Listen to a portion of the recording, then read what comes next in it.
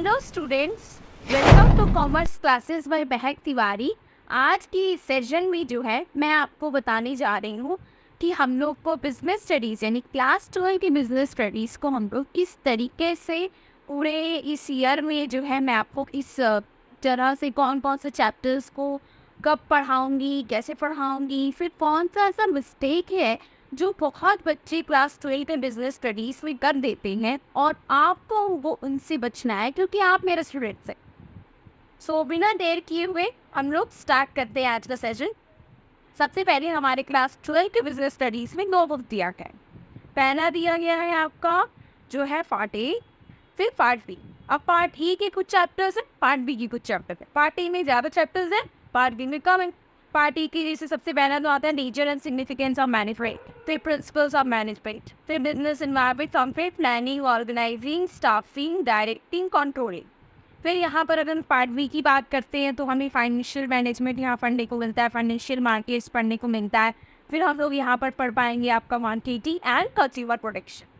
अब आप बोलोगी कि दीदी आप बताइए कि हम लोग को कौन सा चैप्टर आप पहले पढ़ाएंगे। देखिए मैं तो आप लोग को स्टार्टिंग से nature significance of management, principles of management पढ़ाऊंगी, लेकिन हाँ ये जो प्लानिंग, ऑर्गेनाइजिंग, कंट्रोलिंग, डायरेक्टिंग और जो आप देख रहे हो ये स्टाफिंग, ये सारे चैप्टर्स, ये जो चैप्टर्स है ना, ये हम जो nature and significance of management का जो फंक्शंस पढ़ेंगे ना, उसी के ये फंक्शन। आप बोलोगे कि दीदी सीपीएससी ने हमें इतना बड़ा करके इलेबोरेटली क्यों दिया। अब दिया है, पढ़ना तो पड़ेगा। इसी को बस इलेबोरेट करके जो फंक्शंस हम लोग यहाँ डेफिनेशन के तौर पे पढ़ेंगे ना चैप्टर 1 में, उसी को हम लोग को खूब उसकी प्रोसेस, उसके मेरिट, डीमेरिट्स, फीचर्स, सब कुछ हमें इलेबोरेटिव वे में हर एक चैप्टर वाइज पढ़ना पड़ेगा पार्ट ए में। पार्ट बी में अगर मैं बात करती हूँ तो फाइनेंशियल मैनेजमेंट है, फिर फाइनेंशियल मार्केट्स यानी सभी स्टॉक एक्सचेंज, इन सब के बारे में यहाँ बताया गया है। फिर आपका मार्केटिंग, सबको पता है, ब्रांडिंग, वो वाला चैप्टर है। फिर कंज्यूमर अवेयरनेस, कंज्यूमर प्रोटेक्शन वाला चैप्टर। अब मैं आपको बताती हूँ कि सबसे पहले कि मिस्टेक्स, मैंने जो बोला था आपको शुरुआत में कि बहुत बच्चे मिस्टेक्स करते हैं बिजनेस स्टडीज कोर्स में, और वो क्या मिस्टेक होता है मैं पहले बताती हूँ आपको और ध्यान से सुनेगा। देखिए चैप्टर 1 में कोई, chapter 1 is something very, chapter 1 problem नहीं होता है बच्चों को, सिर्फ ऑब्जेक्टिव में प्रॉब्लम हो जाता है, और या तो हो सकता है केस स्टडी में किसी को प्रॉब्लम हो जाए। अगर मेरे साथ साथ आप काम करते रहोगे तो केस स्टडी में भी प्रॉब्लम नहीं हो। चैप्टर 2 की अगर बात करूँ मैं, प्रिंसिपल्स ऑफ मैनेजमेंट। अभी प्रिंसिपल्स ऑफ मैनेजमेंट में क्या होता है ना कि 14 फ्योर के प्रिंसिपल्स है, 14, एंड फिर आपके टेलर के कुछ प्रिंसिपल्स और कुछ टेक्निक्स है। इसमें क्या होता है कि बच्चे सब तो पढ़ लेते हैं आराम से, चलो एक एक करके पढ़ना है, पढ़ लिया।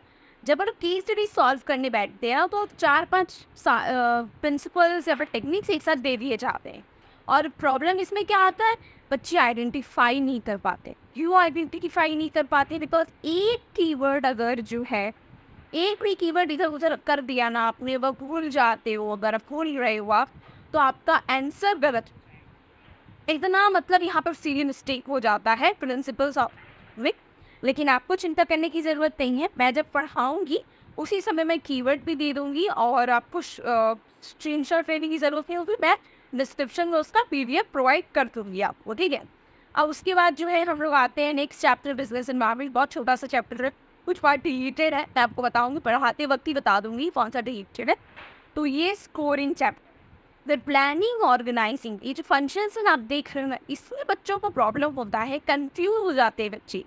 प्रोसेस, प्लानिंग प्रोसेस लर्न नहीं रहता है, ऑर्गेनाइजिंग प्रोसेस लर्न नहीं रहता है, डायरेक्टिंग का प्रोसेस नहीं है, सिर्फ बाकी चारों का प्रोसेस है, वो लर्न नहीं रहता है। फिर मेरिट्स, डीमेरिट्स, एडवांटेजेस, डिसएडवांटेजेस, जैसे formal organisation, formal informal organisation, formal communication, informal communication, इन सब में बच्चे जो है बहुत ज़्यादा फंस जाते, वो लोग डिफ्रेंशिएशन नहीं कर पाती, इसको अलग अलग कैसे करें। लेकिन हाँ, मैं जब ये 5 चैप्टर करवा दूँगी, मैं आपको एक बार आकर मैं इन सब की प्रोसेस भी याद करवा दूँगी, वो आपको टेंशन लेने की ज़रूरत नहीं है। अब हम आते हैं पार्ट बी। अब पार्ट बी क्या होता है ना, पार्ट बी ये ज़्यादा प्रॉब्लमैटिक नहीं है, लेकिन बच्चों को ये प्रॉब्लम देता है। क्यों देता है? क्योंकि बच्चे इसको लास्ट में, सेशन के लास्ट में स्टार्ट करते हैं, यानी आपका सेशन के लास्ट में नवंबर दिसंबर में स्टार्ट करते हैं, तो यहाँ प्रॉब्लम इसलिए बन जाता है। लेकिन मैं आपको बोल रही हूँ कि मैं जैसे ही चैप्टर 2 वीडियो अपलोड करूँगी, मैं सेशन के बीच में ही जो है मैं फाइनेंशियल मैनेजमेंट, फाइनेंशियल मार्केट का जो है वीडियो, ये पार्ट बी का भी वीडियो अपलोड कर दूँगी, ताकि आप लोग को मतलब जो है लास्ट में जाके प्रॉब्लम ना हो। आप बस देख लीजिएगा और अपना जो कॉन्सेप्ट है उसको बीच में ही क्लियर कर लीजिएगा, लास्ट के लिए उसको मत रखिएगा, क्योंकि यहाँ पर जो ये चैप्टर्स है ना, ये बहुत बड़े बड़े चैप्टर्स हैं। फाइनेंशियल मैनेजमेंट, फाइनेंशियल मार्केट्स, फिर आपका मार्केटिंग एंड कंज्यूमर टॉपिक्स, और ये बहुत हाई वेटेज के भी है, इसको हमें नेग्लेक्ट नहीं करना है। केस स्टडी की अगर बात रहेगी, केस स्टडी का मैं जो है खुद आपको PY क्विज करवाऊंगी, सैम्पल पेपर्स कब करना है ये सब मैं बताऊंगी। बस आप मेरे चैनल के साथ जो है जुड़े रहिए। अगर मेरा वीडियो पसंद आता है आपको, आप लाइक, सब्सक्राइब एंड फॉलो कीजिए और शेयर भी कर दीजिएगा अपने दोस्तों के साथ। Thank you.